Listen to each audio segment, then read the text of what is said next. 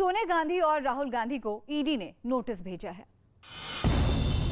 ED ने सोनिया गांधी को national Herald के पैसों की लेन देन के मामले में 8 जून को पूछताछ के लिए बुलाया, जबकि राहुल गांधी ने विदेश में होने की वजह से पेशी से छूट मांगी। बिहार में जातीय जनगणना पर सर्वदलीय बैठक के बाद बीजेपी प्रदेश अध्यक्ष संजय जायसवाल ने फेसबुक पोस्ट में कहा, बांग्लादेशी और रोहिंग्या का नाम ना जोड़ा जाए। आज यूपी के सीएम योगी आदित्यनाथ अपने मंत्रियों के साथ फिल्म सम्राट पृथ्वीराज चौहान देखेंगे। लखनऊ में दोपहर 12 बजे स्पेशल स्क्रीनिंग होगी। वहीं पुतिन के वफादार रमजान कादिरोव ने एक बहुत बड़ा दावा किया कि उनके लड़ाकों ने सेवेरोडोनेत्स्क शहर पर पूरी तरह कब्जा जमा लिया है। सेवेरोडोनेत्स्क लुहांस्क प्रांत का बहुत ही अहम औद्योगिक शहर है, जहां पिछले करीब 1 महीने से भीषण जंग छिड़ी हुई है। और वहां भी कादिरोव के लड़ाकों ने रूसी सेना के साथ मिलकर ऐसा कहर ढाया कि शहर की शक्ल ही बदल गई। सेवेरोडोनेत्स्क शहर पर रूस की सेना और चेचन लड़ाकों की तरफ से 24 घंटे बमबारी की गई। शहर पर तोप से ताबड़तोड़ गोले बरसाए गए तो मिसाइलों की मार ने भी यूक्रेन के सैनिकों के पैर उखाड़ने में कोई कसर नहीं छोड़ी। पूर्वी यूक्रेन के इस शहर में ज़ेलेंस्की की सेना के लिए मुसीबत इसलिए और बढ़ गई क्योंकि उन्हें 3 मोर्चों पर एक साथ जंग लड़नी पड़ी। रूस के सैनिकों को चेचन लड़ाकों और यूक्रेन के विद्रोहियों का साथ मिला तो उनकी ताकत 3 गुना बढ़ गई। फिर क्या था, तीनों ने मिलकर सेवेरोडोनेत्स्क पर ऐसा प्रहार किया कि वहां के कई छोटे गांव पूरी तरह तबाह हो गए। लेकिन पुतिन की सेना और रमजान कादिरोव के लड़ाके रुके नहीं, बल्कि उन्होंने शहर के उन जगहों को निशाना बनाना शुरू कर दिया जिससे यूक्रेन को ज्यादा चोट पहुंचे। लुहांस्क प्रांत के गवर्नर ने दावा किया कि रूस ने बमबारी करके शहर के एक केमिकल प्लांट को निशाना बनाया, जिसके बाद वहां नाइट्रिक एसिड से भरा एक टैंकर फट गया। रूस के इस हमले का एक वीडियो भी सामने आया, जिसमें भूरे रंग के धुएं की कई किलोमीटर ऊंची मशरूम जैसी आकृति दिखाई दी। दावा किया गया कि यह धुआं नाइट्रिक एसिड का टैंकर फटने से निकला।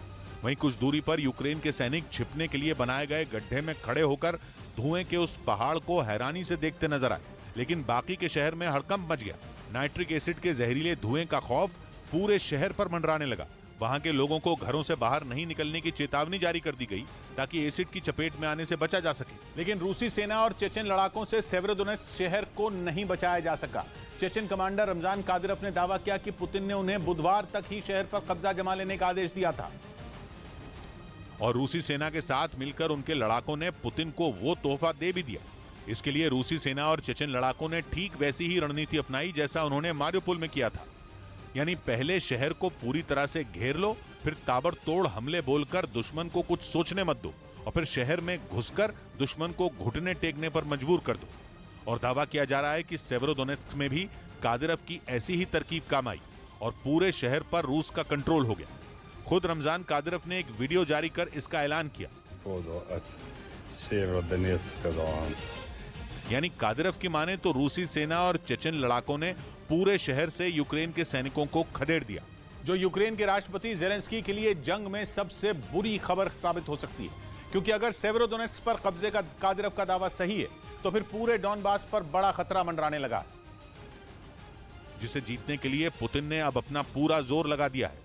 मारियोपोल पर कंट्रोल होने का दावा करने के बाद रूसी सेना, चेचन लड़ाके और यूक्रेन के विद्रोही अब पूरी ताकत से डॉनबास के इलाके में हमला बोल रहे हैं। उनके निशाने पर सबसे पहले लुहांस्क के 2 शहर आए, जिनमें वहां के सबसे बड़े शहर सेवेरोडोनेत्स्क पर कब्जे का वो दावा कर रहे हैं, जबकि सेवेरोडोनेत्स्क के बिल्कुल बगल में लुहांस्क प्रांत में ही आने वाला एक दूसरा शहर लिसिचांस्क उनका अगला निशाना है। यानी अगर लिसिचांस्क भी रूस के पंजे में चला जाता है तो फिर लुहांस्क का पूरा इलाका रूस की मुट्ठी में होगा। यूक्रेन के पूर्वी इलाकों में चल रही जंग के बीच तो यहां तक दावा किया गया कि पुतिन ने रमजान कादिरोव को डोनेस्क जीतने के लिए 1 जुलाई तक का समय दिया है। यानी ठीक 1 महीने बाद कादिरोव को डोनेस्क भी पुतिन के कदमों में डालना है। लेकिन कादिरोव भले ही कितने बड़े दावे करें, या इतना आसान भी नहीं है, क्योंकि चेचन कमांडर कादिरोव के दावे को नकारते हुए यूक्रेन ने सेवेरोडोनेत्स्क के सिर्फ 70% हिस्से पर ही रूसी सेना का कब्जा होने की बात कही और ये साफ कर दिया कि पुतिन की सेना और कादिरोव के लड़ाकों के लिए पूर्वी यूक्रेन की लड़ाई मारियोपोल की तरह ही मुश्किल होने वाली है। वही मारियोपोल जहां यूक्रेन के सैनिकों को घुटनों पर लाने में रूसी सेना और चेचन लड़ाकों के छक्के छूट गए थे। करीब 3 महीने तक दिन रात एक करने के बाद वो किसी तरह मारियोपोल पर पूरी तरह कंट्रोल होने का दावा कर पाए और यूक्रेन की सेना कुछ ऐसा ही दम डॉनबास के इलाके में भी ठोक रही है। यूक्रेन की सेना के मुताबिक सिर्फ सेवेरोडोनेत्स्क में ही नहीं बल्कि लिसिचांस्क में भी उसके जवान पूरी ताकत से लड़ रहे हैं। Туда прилетает большие калибры, к сожалению, в Лисичанск прилетает. इसके साथ ही यूक्रेन ये दावा भी कर रहा है कि लिसिचांस्क शहर की एक एक इंच जमीन पर अभी उसका ही कब्जा है। हालांकि यूक्रेन भी ये मान रहा है कि सेवेरोडोनेत्स्क के ज्यादातर इलाकों पर रूस अपनी पकड़ बना चुका है। इसके लिए उसने वहां जमकर तबाही भी मचाई। और वहां के मेयर ने तो यहां तक दावा कर दिया कि रूसी सेना ने चेचन लड़ाकों के साथ मिलकर सेवेरोडोनेत्स्क शहर के 90% हिस्से को पूरी तरह बर्बाद कर दिया। उन्होंने आरोप लगाया कि शहर को जीतने की सनक में पुतिन के जवानों ने अस्पताल, स्कूल और रिहायशी इमारतों को भी नहीं बख्शा। सेवेरोडोनेत्स्क के मेयर ने दावा किया कि रूस की सेना के भीषण हमलों के बाद अब शहर में सिर्फ 13,000 लोग ही बच गए हैं, जो छिपकर अपनी जान बचा रहे हैं। जबकि हमले से पहले वहां की आबादी 1 लाख हुआ करती थी, जिसमें ज्यादातर लोग डरकर शहर से चले गए। ईडी ने राहुल और सोनिया गांधी को पूछताछ के लिए बुलाया। ईडी ने सोनिया गांधी को नेशनल हेराल्ड के पैसों के लेन देन के मामले में 8 जून को पूछताछ के लिए बुलाया, जबकि राहुल गांधी ने विदेश में होने की वजह से सुबह पेशी से छूट मांगी।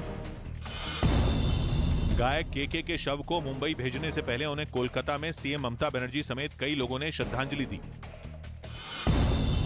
दिल्ली हाईकोर्ट ने हेलमेट और मास्क का नियम पुलिस वालों पर भी सख्ती से लागू करने का आदेश दिया। इस बीच दावा किया गया कि चीन ने ताइवान पर हमले की आखिरी तैयारी कर ली है। क्वाड की बैठक के बाद चीन ने जंग की प्लानिंग तेज कर दी, जिससे जुड़े कुछ ऑडियो और वीडियो भी सामने आए थे, जिन्हें चीन की ताइवान पर हमले की तैयारी का सबूत कहा गया। लेकिन अब जो खबर आई है वो ताइवान और अमेरिका दोनों की नींद उड़ा देगी, क्योंकि दावा किया गया कि चीन का ताइवान हथियाने का प्लान आखिरी दौर में है और कभी भी चीन के लड़ाकू विमान और जहाज ताइवान की ओर कूच कर सकते हैं। अलजजीरा.com ने लिखा कि चीन ने ताइवान के नजदीक पेट्रोलिंग तेज कर दी है। यही नहीं, चीन ने साफ साफ बोल दिया कि पिछले कुछ दिनों में उसने ताइवान की सीमा के आसपास जो किया वो जरूरी था, क्योंकि उसे शक है ताइवान और अमेरिका मिलकर उसके खिलाफ खिचड़ी पका रहे हैं और इसी मिली भगत ने उसे मजबूर कर दिया। चीन ने इस साल जनवरी के बाद से ही ताइवान पर नजरें गड़ा रखी हैं और वो लगातार अपने लड़ाकू विमान ताइवान में घुसपैठ के लिए भेज रहा है। यूक्रेन जंग के बाद तो उसकी मनमानी इतनी बढ़ गई कि उसे किसी का डर ही नहीं रहा और करीब करीब रोजाना उसने गुस्ताखी की। ऐसा नहीं है कि ताइवान ने शोर नहीं मचाया और पलटवार नहीं किया।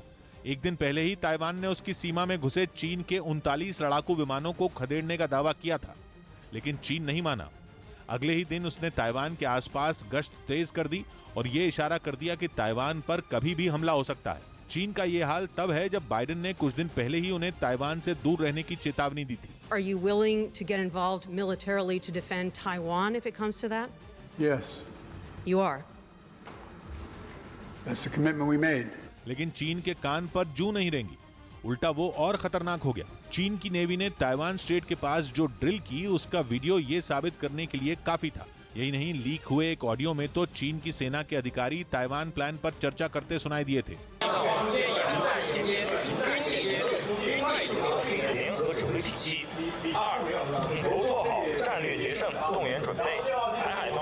चीन हर दूसरे महीने युद्ध अभ्यास करके ताइवान पर दबाव बना रहा है, क्योंकि उसे लगता है कि ऐसा करके वो ताइवान को डरा देगा, लेकिन ताइवान घुटने नहीं टेक रहा। चीन साउथ चाइना सी के बड़े हिस्से पर अपना दावा करता है, जिसकी वजह से वो ताइवान, वियतनाम, फिलीपींस, मलेशिया और इंडोनेशिया जैसे देशों से उलझ चुका है। चीन साउथ चाइना सी और हिंद महासागर में लगातार अपनी ताकत बढ़ा रहा है, यहां तक कि उसने वहां एक आर्टिफिशियल द्वीप तक बना लिया है।